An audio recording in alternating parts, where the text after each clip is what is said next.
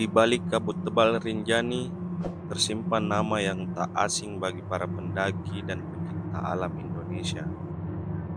Agam Rinjani, seorang figur yang bukan hanya dikenal karena keberaniannya mendaki puncak-puncak tinggi dan kecintaannya dengan Gunung Rinjani, tetapi juga karena kemampuannya melakukan kegiatan SAR atau tim penyelamatan kepada pendaki yang mengalami insiden di Gunung Rinjani. Abdul Haris Agam atau yang dikenal dengan Agam Rinjani merupakan seorang pemandu dan porter pendakian Gunung Rinjani yang kerap bergabung sebagai relawan tim penyelamatan pendaki. Agam Rinjani lahir di Makassar pada 22 Desember tahun 1988. Agam mengungkap bahwa dirinya pertama kali menginjakkan kaki di Gunung Rinjani pada tahun 2011. Pada saat itu, ia masih menjadi mahasiswa semester 3 jurusan antropologi di Universitas Hasanuddin. Hingga tahun 2024, Agam telah mengunjungi Gunung Rinjani sekitar 574 kali dan mendaki hingga puncak sekitar 350 kali. Selain itu, sebagai pemandu dan porter Gunung Rinjani, Agam Rinjani juga seringkali membagikan foto dan video yang diupload di sosial media milik Agam Rinjani untuk mempromosikan keindahan gunung di Indonesia, khususnya Gunung Rinjani. Apa yang membuat Agam Rinjani berbeda dari pendaki atau konten kreator alam lainnya? Jawabannya, gaya bertutur kata, penuh rasa hormat, dan kecintaannya dengan Gunung Rinjani. Ia tidak hanya merekam jalur pendakian, tetapi juga sering berbagi tentang bagaimana cara melakukan pendakian yang aman dan selamat.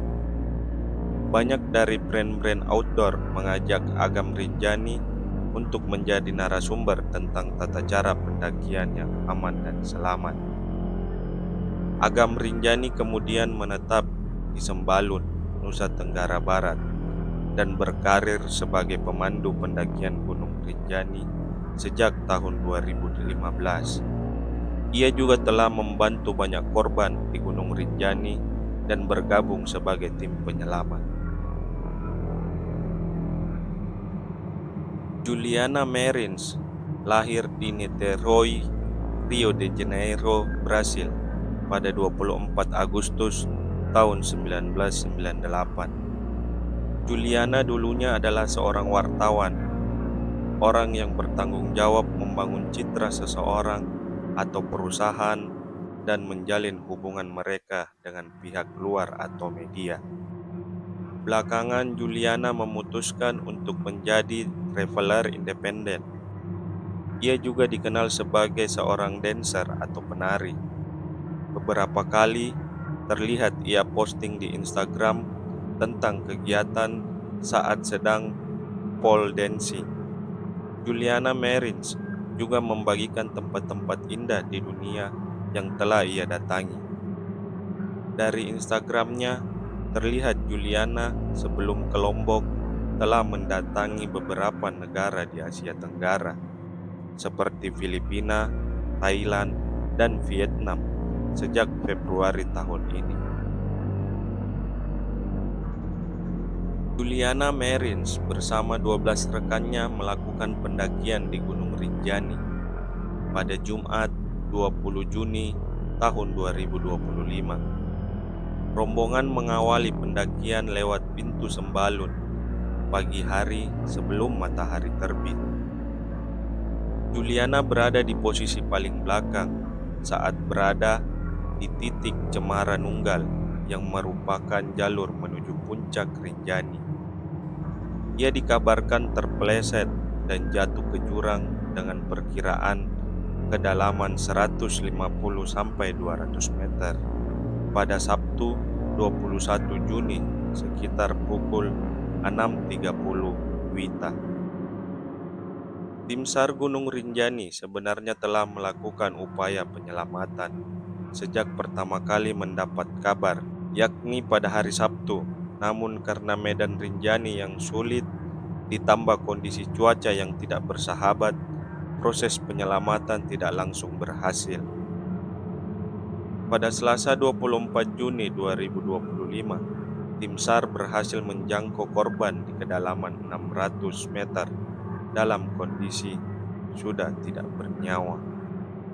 Namun, pada pukul 19.00 WITA, evakuasi dihentikan karena cuaca makin buruk dan dilanjutkan pada Rabu 25 Juni 2025. Pada saat Juliana mengalami terpeleset dan jatuh ke jurang Gunung Rinjani, Agam Rinjani yang selaku hero dalam proses evakuasi Juliana, seorang pendaki dari Brasil, berada di Jakarta untuk melaksanakan beberapa kegiatan. Agam Rinjani mengetahui informasi Juliana terjatuh ke jurang berawal dari Instagram yang dimiliki. Awalnya, Juliana terjatuh ke jurang dengan kedalaman 200 meter setelah terlihat dari drone milik salah satu pendaki Gunung Rinjani. Setelah dilakukan evakuasi oleh tim SAR dengan cara menggunakan tali ke lokasi jatuhnya Juliana, tetapi Juliana tidak terlihat lagi di lokasinya sesuai hasil tangkapan drone, dan Agam Rinjani mendapat informasi bahwa korban telah ditemukan. Tetapi Agam Rinjani tidak tinggal diam. Setelah mendengarkan informasi tersebut, Agam Rinjani melakukan komunikasi dengan tim SAR yang berada di pos Gunung Rinjani untuk menanyakan informasi tersebut. Tetapi tim SAR mengatakan bahwa korban belum ditemukan saat itu. Berdasarkan Agam Rinjani, Juliana sempat mencoba berjalan untuk memberikan tanda-tanda kepada tim di punggungan Gunung Rinjani, tetapi korban terjatuh lagi sejauh 190 meter. Mendengar informasi yang diterima, Agam Rinjani tanpa berpikir panjang langsung melakukan perjalanan pulang ke Lombok dari kota Bogor bersama Mas Tio yang diketahui teman dari Agam Rinjani. Agam Rinjani berada di lokasi kejadian pada hari ketiga setelah Juliana dinyatakan hilang dan terjatuh ke bawah sejauh 590 meter. Agam Rinjani langsung ke kantor Balai Taman Nasional Gunung Rinjani untuk mengumpulkan semua informasi untuk melakukan tindakan evakuasi secepatnya. Saat itu, Agam Rinjani mendapatkan informasi dari lokasi evakuasi untuk mengambil tambahan tali di kantor Basarnas. Setelah peralatan dan perlengkapan terkumpul, Agam menginstruksikan untuk para tim porter untuk segera membawa tali ke atas, dan Agam Rinjani bersama temannya Mas Tio berlarian naik ke atas menuju lokasi evakuasi. Pada saat di lokasi evakuasi, tim melakukan briefing kepada seluruh tim evakuasi bahwa yang turun ke lokasi titik korban berjumlah 7 orang. Dengan turun pertama dari Basarnas, yang kedua dari SAR Lombok Timur, yang ketiga Mas Tio, yang keempat Damkar, kemudian tim SAR, dan yang terakhir adalah Agam Rinjani. Adapun pembagian timnya, 4 orang berada di bawah di dekat jenazah dan 3 orang di atas untuk melaksanakan persiapan penarikan tim ke atas. Tim sempat melakukan tidur dengan menggunakan sistem flying camp dengan cara melakukan pengeboran ke batu untuk menahan beban tubuh dari tim evakuasi. Pada saat proses evakuasi jenazah ke atas, kondisi cuaca ekstrim dengan dipenuhi kepulan kabut dan hujan batu dari atas yang sangat membahayakan tim evakuasi. Tim mulai bergegas melakukan evakuasi jam 6 pagi dengan membungkus jenazah dan sampai di puncak gunung jam 15.30 sore dengan total waktu 9 jam sampai di puncak gunung. Adapun pesan dari Agam Rinjani yang menjadi sosok hero dalam proses evakuasi Juliana, pendaki asal Brasil, untuk kedepannya dapat dilakukan simulasi evakuasi di Gunung Rinjani menggunakan helikopter dengan kondisi medan dan cuaca Gunung Rinjani untuk mengantisipasi di saat melakukan evakuasi ke depannya. Tetapi semoga tidak ada lagi korban jiwa yang diambil oleh Gunung Rinjani. Pada Mei 2019, seorang pendaki berusia 24 tahun asal Jawa Tengah, sebut saja namanya Andika, dilaporkan hilang saat mendaki Gunung Rinjani melalui jalur Sembalun. Ia mendaki bersama 2 rekannya dan 1 porter lokal. Hari pertama dan kedua berjalan normal, namun pada malam ketiga saat mereka berkemah di Danau Segara Anak, Andika keluar tenda sekitar pukul 2 dini hari dan ia tidak kembali. Rekannya mengira Andika buang air kecil, namun setelah 30 menit tak juga muncul. Pencarian darurat pun dilakukan, yang membuat bingung tidak ada jejak kaki, hanya senter kecil dan bekas injakan kaki ke arah danau. Pagi harinya, tim langsung melapor ke basecamp Rinjani. Evakuasi dan pencarian segera dilakukan oleh tim SAR, gabungan relawan pendaki, serta warga lokal. Pencarian dilakukan selama 7 hari, menyisir jalur sekitar danau, batu cadas, lereng tebing, hingga daerah panas belerang di sekitarnya. Dari catatan logistik, Andika membawa tas carrier kecil, headlamp, dan jaket tebal, namun tidak membawa logistik lengkap atau survival gear. Kondisi cuaca saat itu berkabut tebal. Pada malam kejadian, suhu bisa mencapai 7 derajat Celcius. Diduga Andika mengalami disorientasi arah dan tersesat di sekitar lereng atau jatuh ke jurang. Segara Anak adalah danau kawah Gunung Rinjani yang berada di ketinggian kurang lebih 2000 mdpl. Kawasan ini memiliki medan berbatu, licin, dan banyak spot berbahaya yang tidak terlihat jelas saat malam. Tim SAR menyebut bahwa area antara Danau Segara Anak ke arah Gunung Barujari memiliki medan yang tidak stabil. Beberapa relawan bahkan mengalami kesulitan navigasi meskipun siang hari. Warga sekitar juga meyakini tempat ini keramat dan tidak sembarang orang bisa sembarangan berbicara atau bertindak di sana. Beberapa porter menolak ikut pencarian malam karena mengaku sering mendengar suara-suara tak dikenal di sekitar danau saat gelap. Rekan Andika, sebut saja Rino, mengatakan bahwa sebelum menghilang, Andika sempat bicara seperti sedang berbicara sendiri di luar tenda. Kami pikir dia lagi menelpon atau ngebatin, tapi nggak ada sinyal, ucapnya saat diwawancarai tim pencarian.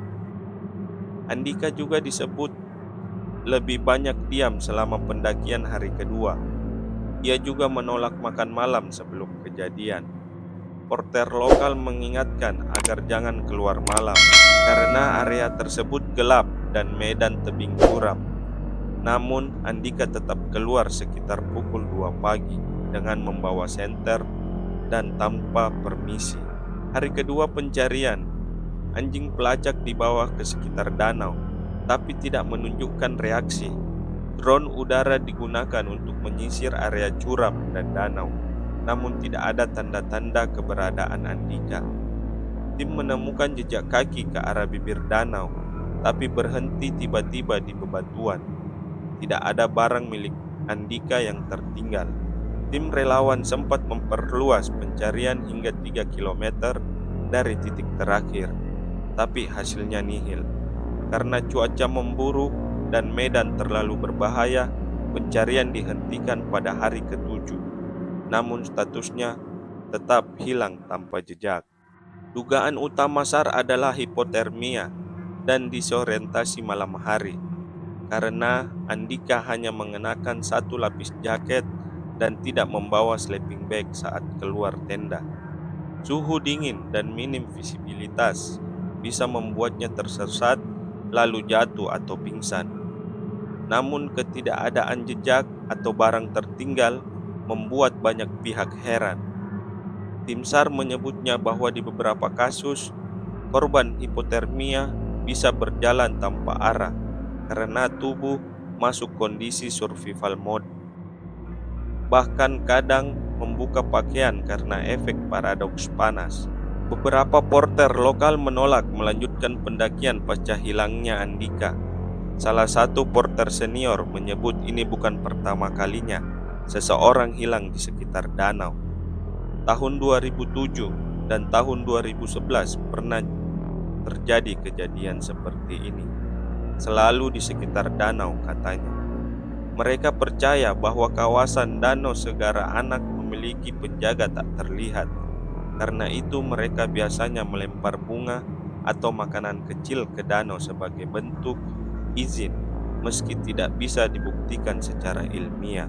Keyakinan ini tetap kuat hingga sekarang. Biasanya pendaki yang hilang akan ditemukan dalam waktu 2-3 hari, baik dalam kondisi hidup ataupun meninggal dunia. Namun dalam kasus ini, tidak ada tanda tubuh, bau, atau pergerakan hewan di sekitar jalur. Air danau juga tidak menunjukkan adanya pergerakan. Tim bahkan menyisir aliran sungai dari danau ke lereng, namun tetap kosong. Beberapa relawan percaya Andika jatuh ke salah satu celah batu yang sempit dan tidak terdeteksi. Namun hingga tahun berikutnya, tidak ada temuan tulang, kain, atau barang apapun. Kasus ini sempat viral di komunitas pendaki Indonesia. Beberapa YouTuber dan akun Twitter membahas teori mistis, mulai dari korban jin penunggu hingga dibawa ke dimensi lain. Namun pihak keluarga tidak percaya pada hal-hal gaib.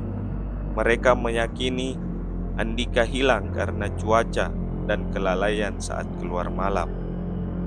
Sayangnya banyak konten yang memanfaatkan tragedi ini untuk sensasi. Padahal ini adalah kehilangan nyata. Ada keluarga yang berduka dan berharap keajaiban. Kisah Andika adalah pengingat penting bagi semua pendaki. Jangan remehkan alam.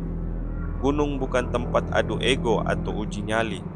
Keluar tenda tanpa izin malam hari sangat berbahaya. Bawa logistik lengkap, hormati kearifan lokal, dengarkan yang diucapkan oleh porter.